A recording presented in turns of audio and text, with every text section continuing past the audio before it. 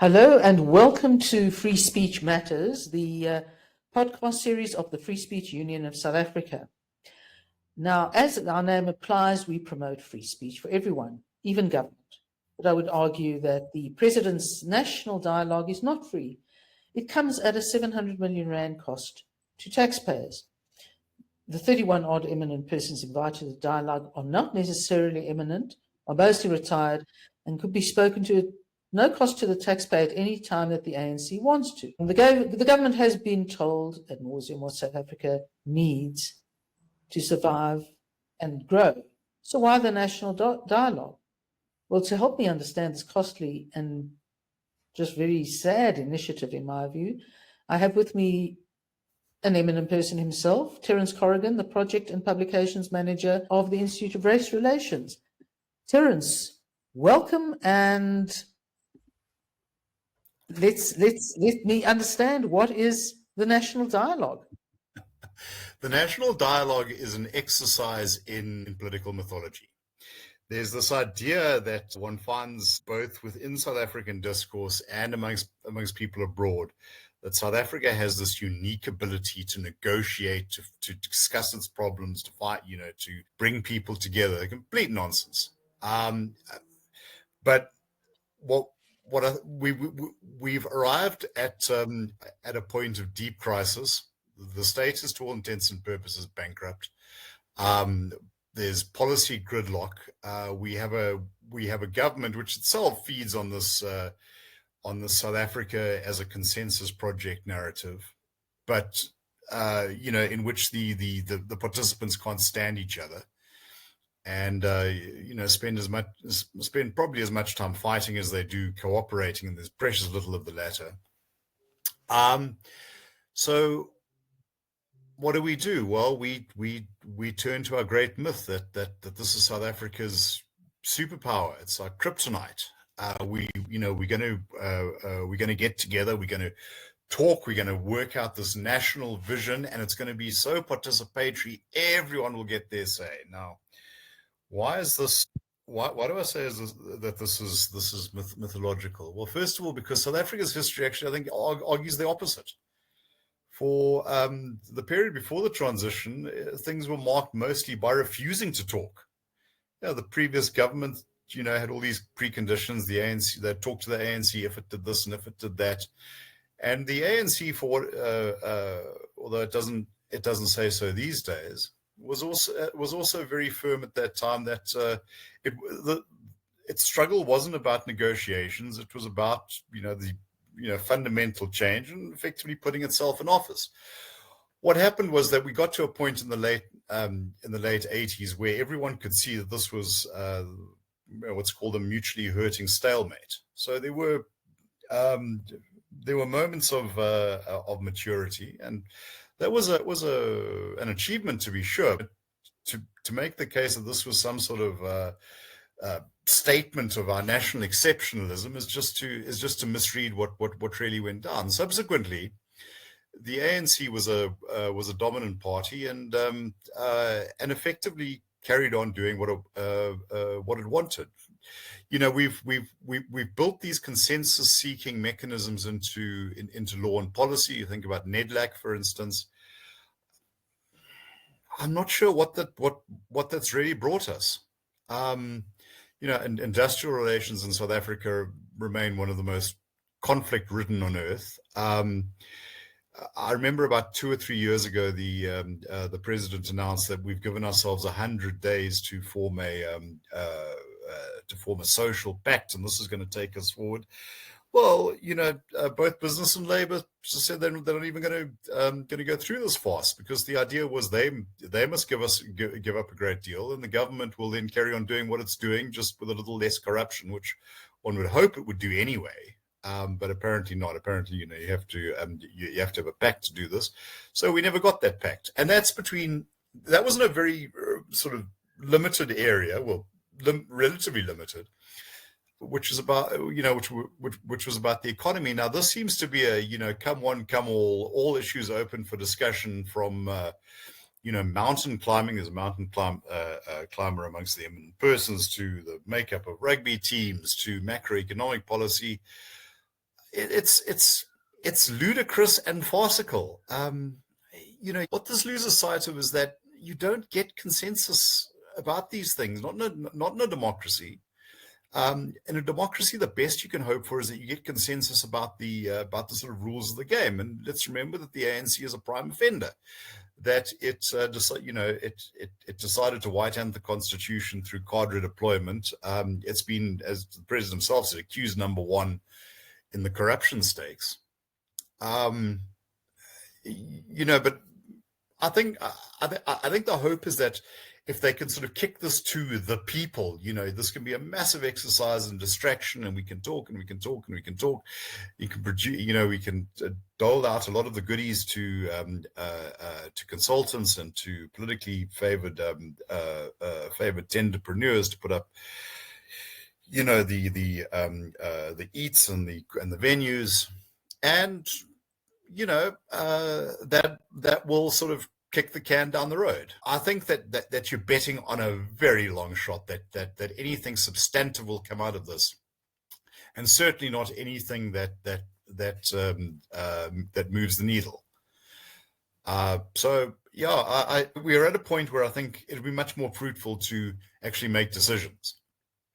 Terence, can I on that point say to you that, but you have this contradiction between, on the one hand, seeming to consult a broad base, which as you say is not actually broad, from a party that was voted into power, that was given a mandate. It wasn't given the absolute mandate it is used to having. It got 40%. It gave them 40% of the mandate. So who they should be actually talking to, and compromising with and managing with, are its GM partners. Yeah, well, look, that if we took this ability to compromise seriously, that's the obvious place to do it. You have fairly sharp divergences, but I'm reminded of the name that was given to Dr. Andries Trenecht, Dr. No. No, I'm not going to compromise on grand apartheid. No, there will be no social integration. And President Ramaphosa, if he's standing within any tradition, I think he's stood very much within that. No, there will be no compromise on BEE. No, there will be no compromise on labor legislation. No, there will be no compromise on foreign policy. This is a sealed mandate. No, no. So, I think that if there is some sort of instrumental use of this process, it may simply be to try and claim that there's been a renewed mandate for everything that went before, just with a little less corruption. But there's nothing that would have stopped the would have stopped the ANC and the incumbent government with nearly a two-thirds endorsement of parties in parliament and the constituencies as represented, say, well, actually, we haven't had growth. Let's actually put a range of real issues, serious issues on the table, and let's discuss them openly. Maybe no one gets what they want, but maybe there is some movement. Maybe we can say, well, we're not going to get rid of BE entirely, but we can do a moratorium for new investments or something like that. I have this professionalization drive in the public service.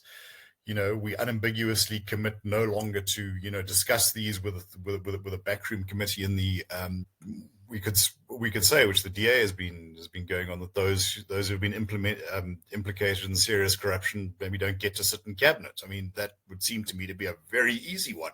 You're not even going after competence there, merely probity. But no, you see, I don't think that compromise, consensus, or whatever is really in the ANC's vocabulary in any sense beyond consensus around its own worldview.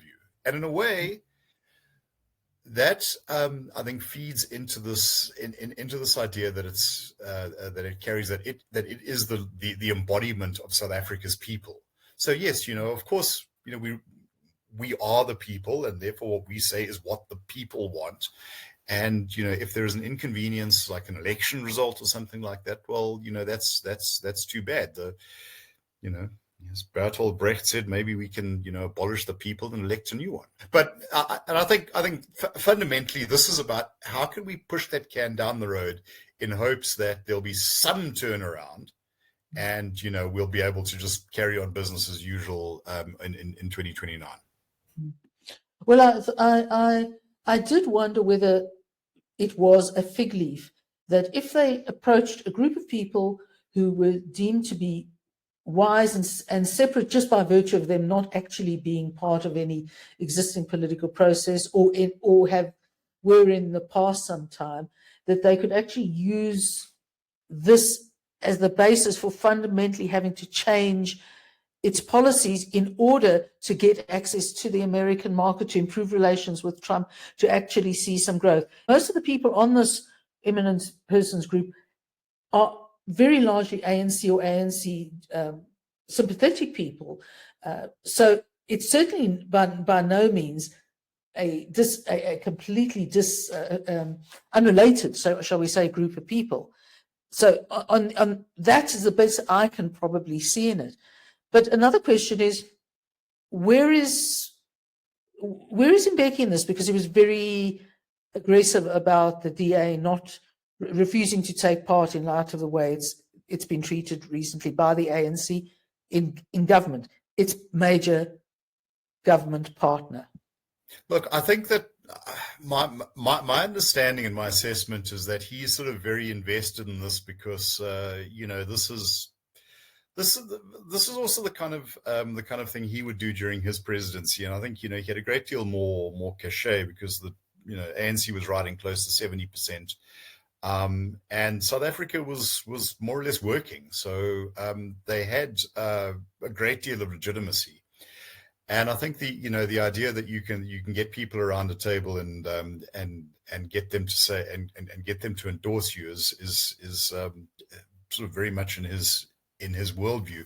And perhaps this is something that he sees as his last great legacy project, that as an elder statesman he wants to be part of a process that represents the best of South Africa. I read that letter with bemusement and a sense of foreboding. Vox populi, vox Dei. The thing is that leaders have to lead. Now, whatever one may think of Mbeki, and there's much to be criticized in his presidency, he was willing to do that, and he was willing to, to an extent, certainly not entirely, but he was willing to risk unpopularity with certain elements of his constituency. I just don't think that you see this with Ramaphosa. So perhaps Mbeki is still living mentally in that ANC ecosystem, or the virtual reality in which the ANC is still the great parliament of the African people of South Africa, and maybe a desperate harking back to the glory days when the ANC could hold up some sort of moral banner to the world. All of that probably appeals to him. Look, I do know that there have been noises coming out of these various legacy foundations that people are very disillusioned with what has happened to South Africa, and there's a sense, I think, that if only the old guard was still here, things would be different. You often hear that, when people talk about Chris Hani, you always hear this, oh, if Chris Hani had lived, we would be great. And I think this is, first of all, I think it's deeply incorrect, because many of the issues that we're having to contend now have come directly off mistakes that were made under Presidents Mandela and Mbeki. It's just that they had a more propitious environment to work in, and also I think a better caliber of party activist. So yeah, in a sense, I go back to the negotiation periods, as this is obviously a kind of reference point. I remember they used to say, well, it's not talks, it's talks about talks. And if someone came up with this idea, it's talks about talks about talks. And I think this is kind of where we are. We've acknowledged that there is a problem, but we don't really, we're not willing to acknowledge what the problem is. So let's have a conversation about it. Kick the can down the road for a year. Then we can talk about, how we can do things better after the next election. Whereas at one stage you could offer people a democracy, then you could offer them social grants. Now you're sort of offering them an almost illusory hope. But don't worry, as soon as we've completed this wonderful process of consultation, we're going to have this vision and we'll roll it out. And well, I remember academics going on TV after the NDP was announced and saying, well, this is the plan that's going to turn South Africa around, and we're on the cusp of rolling it out, and you are going to see this country fly. Well, words fail me. What's interesting, I mean, for some reason, I've been reading quite a lot of comments. It's probably all coincidental about what leadership is, and even in a democracy, leadership is necessary for democracy to happen, which means that it has to be in the hands of a person or persons who go and actually do. And this, in fact, was what Mbeki did. I mean, he went completely against the tenor of what the Tripartite Alliance wanted in, the RDP plan and the general socio-economic socialist style of governance, a command economy. And Mbeki actually took the issue and introduced gear, and he presided then over the one period of growth that the past 30 odd years has seen. And the reality is, and I think there's general consensus, that when it comes to managing in the same way, boringly, as one would manage a company, the person is put in charge in order to lead, i.e. take the people with you, not let the people decide constantly and never-endingly what you should be doing. That's for occasional review, probably mostly through elections. So is perhaps just an effort on Mbeki's part to somehow, I'm not quite sure what it does, because he's one can argue in one respect the real example of the leadership that is needed despite the environment in which the leader finds himself. I don't know. My sense is that he and his generation have largely faded from view. And he's in his 80s now, still spry and alert, and well done to him on that. But I don't think that he's really been able to make the sort of breakout. And I think this is almost like a sort of glitch in the computer program that brings you back to the home screen. We're out of ideas, we're out of solutions. There's policy gridlock, so we'll sort of give it to the people and let them play with it for a while, and then maybe hopefully something will turn up. This just from a free speech perspective, I'm sure that people will get to say whatever they want. I doubt there'll be, but I don't, speech also implies dialogue implies both speaking and listening, and I don't get the sense that there'll be a great deal of the latter.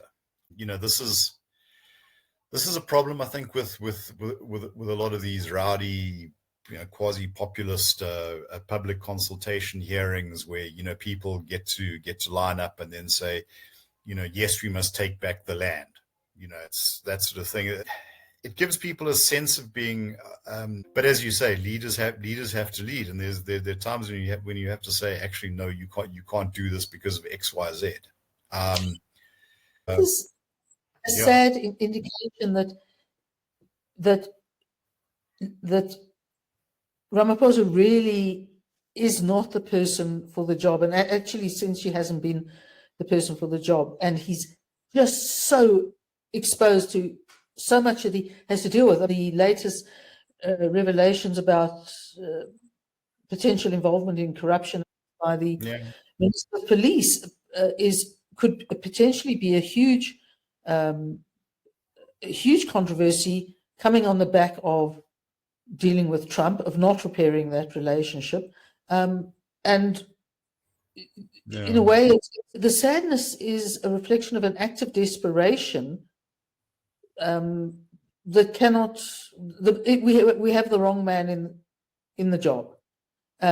What does this portend for the GNU? Because without the leadership to actually make a real difference sooner rather than later, surely it's not sustainable. I mean, particularly for as bigger role player as the DA. Look, on President Ramaphosa, I think after the Zuma years, there was a great deal of hope vested in him. But I would say, look, the kindest thing that can be said about his presidency is it's been one lost opportunity after another. And this I think comes from the fact that fundamentally President Ramaphosa has always viewed himself as the president of the ANC and not the president of the country. He said very emphatically, "I would rather be seen as a weak president than split the party." I mean, there you have it.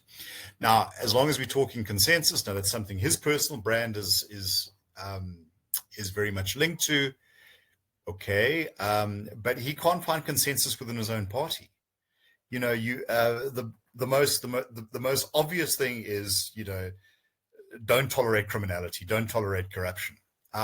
Yet, we did an analysis a few years ago, I don't think that this has shifted significantly. That more than half of the ANC's NEC face credible allegations of corruption that could land them in prison for in excess of a decade. I think only about 7 of the 8, we could vouch for as being clean, and then there's this sort of grey area where people you just don't know enough.